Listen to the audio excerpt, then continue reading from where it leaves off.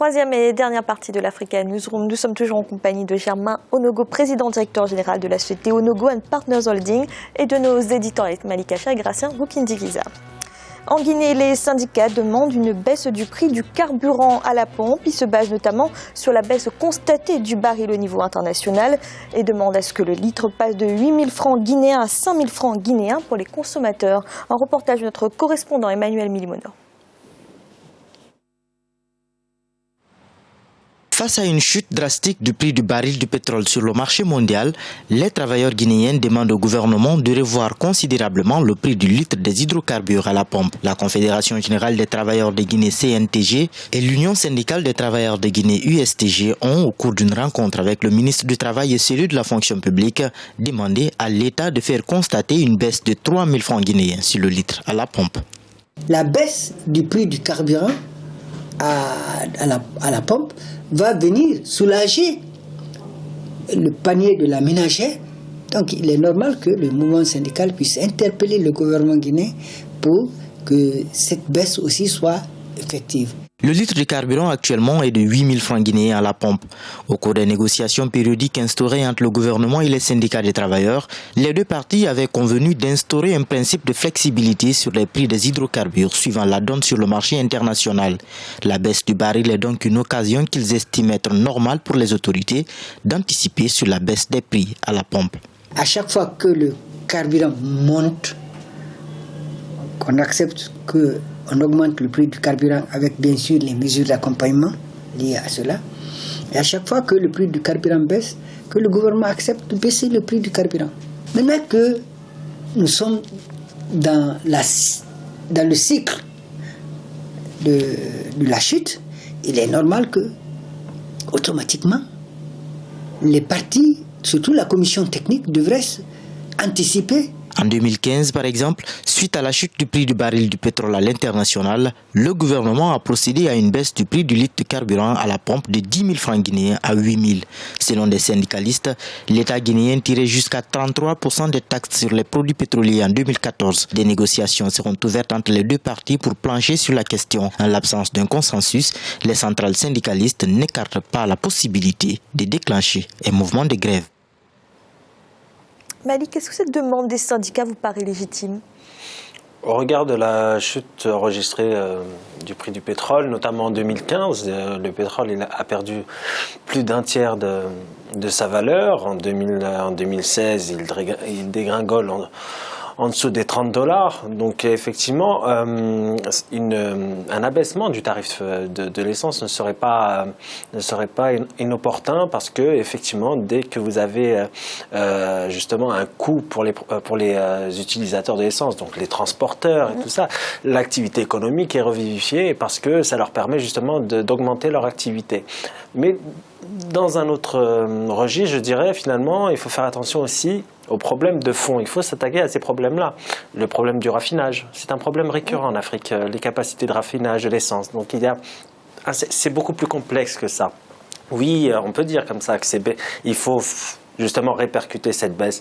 Mais il y a des problèmes tels dans ce secteur-là, notamment des hydrocarbures et donc dans le raffinage, qu'il faudrait justement investir davantage dans les capacités justement à un pays à disposer de réserves suffisantes. Parce que ça s'explique aussi par ça, ce maintien des prix élevés. Germain Onogo, que pensez-vous de cette demande des syndicats ?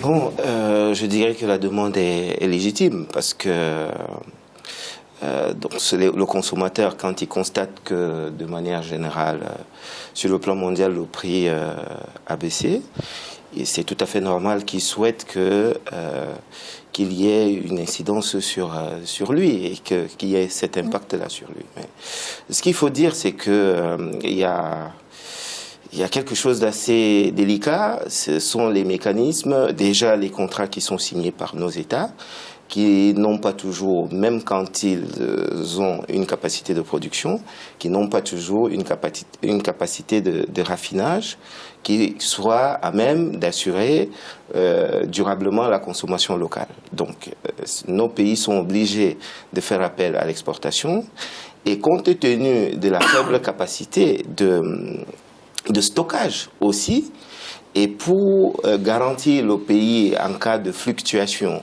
et des prix, et en cas de difficulté sur le marché des hydrocarbures, nos pays, quelquefois, garantissent des livraisons sur des années.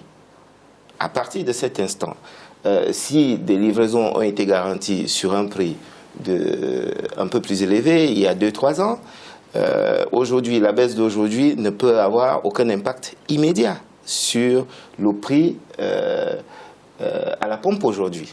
Donc il y a tout ça, mais l'État dispose toujours d'un certain nombre de mécanismes via les subventions pour pouvoir faire un geste. Merci. Dans l'actualité également au Cameroun, les entreprises de téléphonie mobile viennent d'être indexées par la CONAC, la Commission nationale anticorruption. Elles doivent à l'État une somme de plus de 170 milliards de francs CFA. Il s'agit des sommes non reversées au trésor public et du non-paiement de plusieurs taxes. Reportage de notre correspondant Chérif Ousmane Bardunka. La CONAC, la Commission nationale anticorruption, vient d'épingler 3 sociétés de téléphonie mobile au Cameroun. Selon cette institution, la Cameroun Telecommunication, Camtel, Orange Cameroun et MTN Cameroun doivent reverser à l'État camerounais une somme de plus de 170 milliards 548 millions de francs CFA. C'est ce qui ressort du rapport de la mission de contrôle des sociétés de téléphonie mobile effectué du 13 au 21 janvier 2015 sous la direction de Garga Amanadi. Ce rapport, rendu public ce mardi à Yaoundé, relève plusieurs dysfonctionnements. Il s'agit entre autres de l'exercice de la téléphonie mobile sans concession, de l'exploitation de certains services sans autorisation et du non-paiement de plusieurs taxes. Certains ne payent pas les impôts, certains ne payent pas les taxes et il y a des taxes de différentes sortes. Les impôts sur les bénéfices, ça, il y a 2 sociétés qui sont à jour. Mais la taxe, par exemple, sur les jeux de hasard, qui est de 16,5% à appliquer sur le chiffre d'affaires réalisé sur les jeux de hasard par chacune des sociétés, cette taxe, personne ne l'a jamais payée. Dans le but d'assainir le secteur de la téléphonie mobile au Cameroun, la CONAC recommande à l'Agence de régulation des télécommunications et au ministère des Postes et Télécommunications de jouer pleinement leur rôle. La CONAC souhaite également que toutes les entreprises de téléphonie mobile se conforment à tous les textes législatifs et réglementaires en vigueur au Cameroun. Sur le plan de la sécurité, vous connaissez le problème de la cybernétique. Pour qu'on repère qui a fait quoi à travers la téléphonie mobile, à travers la cybernétique, il faut identifier tous les abonnés. Et une identification authentique et non de complaisance. Ensuite, nous avons demandé à l'ART, qui est l'agence de régulation de télécommunications, de faire son travail. Parce que si ces gens-là ne payent pas, c'est que l'ART ne leur court pas après. Allez chercher pourquoi. Je n'accuse personne, mais je suspecte tout le monde. Certains responsables des sociétés indexées ont pris acte des irrégularités constatées par la CONAC.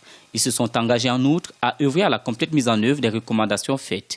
D'autres, par contre, ont rejeté le rapport de la CONAC, estimant qu'ils n'ont jamais été impliqués dans des faits de corruption dans la conduite de leurs activités. MTN Cameroun, par exemple, a affirmé dans un communiqué avoir toujours traité avec l'État du Cameroun de manière transparente et en conformité avec les lois du pays. Gracien, il y a plusieurs entreprises qui sont concernées, qui contestent déjà cette décision. Quels sont les moyens dont dispose l'État pour obliger ces entreprises à payer la somme due ? Pour obliger, l'État dispose des moyens. Bon, il y a la justice, il y a la police, tous les moyens. Mais le grand problème de l'État, c'est de démontrer techniquement que ces entreprises ont triché. Parce que le domaine de la téléphonie, c'est un nouveau secteur en Afrique. Ce sont des sociétés, souvent des sociétés étrangères qui arrivent, qui maîtrisent correctement comment faire pour détourner, les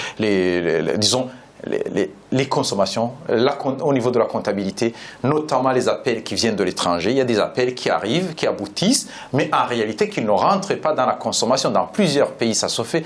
Il y a plusieurs entreprises qui sont très bien spécialisées pour gagner beaucoup d'argent au détriment de l'État. Mais les États ne disposent pas des moyens techniques pour détecter. Et surtout quand on arrive dans des pays corrompus, c'est très facile de corrompre certains fonctionnaires de l'État, même y compris les ministres, afin de fermer les yeux, parce que ce ne sont pas des biens qui sont vendus, ce n'est pas de la marchandise vendue, ce sont des minutes de consommation. Or, ces minutes, on peut facilement, disons, les réduire. Et donc, si l'État n'arrive pas à trouver, même en justice, l'État peut perdre alors qu'il avait raison. Germain Onogo, ce n'est pas une réaction trop tardive de la part de l'État ? Déjà, je tiens à dire quelque chose. La CONAC, ce n'est pas l'État. Bon, évidemment, c'est une organisation qui a été créée par le président de la République, justement pour lutter contre la corruption. Et c'est très regrettable que ce soit une organisation comme celle-là qui travaille avec un certain décalage. Parce que ce rapport qui est présenté aujourd'hui, déjà porte sur des années passées, c'est pas l'année en cours, et a pris du temps pour être élaboré. Alors, moi, je dis, je ne serais pas d'accord avec Gracien, parce que si les membres de la CONAC sont arrivés à de tels résultats, on ne dira pas que l'État régalien, qui a tous les moyens, ne puisse pas avoir les moyens de parvenir à un tel résultat. D'autre part, l'État a créé un ensemble d'organismes, notamment l'agence de régulation. À quoi elle sert, l'agence de régulation? C'est quoi son boulot au quotidien? Voilà.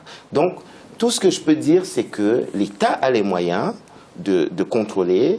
L'État doit s'assurer que ceux qui n'ont pas fait leur travail, les individus qui n'ont pas fait leur travail, puissent être sanctionnés. Et l'État a même la capacité de faire appel à de l'expertise extérieure, quand un sujet est aussi grave. Voilà. Merci. Tout de suite, notre chiffre du jour. Les investissements directs étrangers en direction de l'Afrique ont diminué de 31% en 2015, soit un montant estimé de seulement 38 milliards de dollars. Des chiffres révélés par la Conférence des Nations Unies pour le commerce et le développement. Cette contre-performance de l'Afrique est à contre-courant de la tendance mondiale qui, sur la période de référence, a connu un rebond des IDE. Malik, ce n'est pas étonnant que l'Afrique, qui se présente aujourd'hui comme une terre d'opportunités, connaisse une telle baisse de ses IDE. Cela prouve que l'Afrique a beaucoup à faire encore dans la réforme des systèmes juridiques, dans l'amélioration des climats d'affaires. Elle avait fait une belle performance en 2014 et par rapport justement au contexte mondial. Ce n'est pas étonnant parce qu'il y a plusieurs facteurs qui expliquent cela, et notamment la baisse des hydrocarbures. Donc il y a beaucoup d'États qui attirent justement des investissements directs étrangers dans le domaine des hydrocarbures. Donc ça peut s'expliquer aussi par cela. Il y a d'autres problèmes qui sont liés à des contextes sécuritaires particulièrement difficiles. Donc ça peut aussi expliquer cela. Mais il faut en retenir une leçon, c'est que l'Afrique, les pays africains doivent davantage se diversifier. Il y a encore beaucoup en Afrique de pays rentiers et ils sont vulnérables justement aux fluctuations des cours, notamment je pense aux pays qui exportent par exemple des hydrocarbures, mais aussi les mines. Il y a encore beaucoup de pays qui reposent sur ces exportations-là, qui ne sont pas de véritables vecteurs de création de richesses. Il y a beaucoup de choses à faire, notamment dans la diversification. Gracien, est-ce qu'après plusieurs années de forte croissance, même à 2 chiffres pour certains pays africains, est-ce que le continent est en perte de vitesse? Pour certains pays, il y a certains pays, en fait, le continent vraiment, il est à plusieurs vitesses. Il y a certains pays qui sont sur une grande vitesse, surtout beaucoup de pays qui sont de l'Afrique de l'Est. On veut prendre l'Éthiopie, le Kenya, le Rwanda, même la Tanzanie, Mozambique. Il y a d'autres pays qui régressent, qui sont pratiquement à l'arrêt, comme l'Afrique du Sud. Il y a les pays de l'Afrique centrale. Donc, il manque, disons que cette croissance est là. On a la croissance, mais il manque une vision. Il faut avoir une vision. Qu'est-ce qu'on veut faire pour maintenir cette croissance? Il nous manque beaucoup de choses. On parle chaque fois d'importation, on parle même des capitaux qui viennent de l'étranger. Il faut que nous arrivions à mobiliser les fonds qui sont déjà en Afrique et aussi savoir qu'est-ce qu'on peut produire pour les Africains. Si les Africains produisaient au moins 70% de la consommation des Africains, il y aurait une croissance presque plus de 10% dans beaucoup de pays. C'est cette vision qui manque. Et aussi, il faut reconnaître une chose, ce sont les importations qui favorisent la corruption, plus que la production locale. Quand on produit localement, quand on vend, c'est difficile d'avoir la corruption parce qu'il faut tirer sur les marges pour gagner. Mais quand on importe, c'est facile de bloquer, disons, au niveau des tarifs sur les douanes et d'augmenter les prix. Merci, c'est à présent la fin de cette émission et de cette semaine sur l'agro-industrie. La semaine prochaine sera consacrée au Niger. Germain Onogo, merci d'avoir accepté notre invitation. Merci, je vous remercie et bonsoir aux téléspectateurs. Malik, merci également. Merci Fanny, c'est comme d'habitude un plaisir partagé d'être avec vous. Et Gracien, merci d'avoir été là. Merci Fanny, bonsoir à tous. Et merci à vous de nous avoir suivis. À bientôt dans l'Africa Newsroom.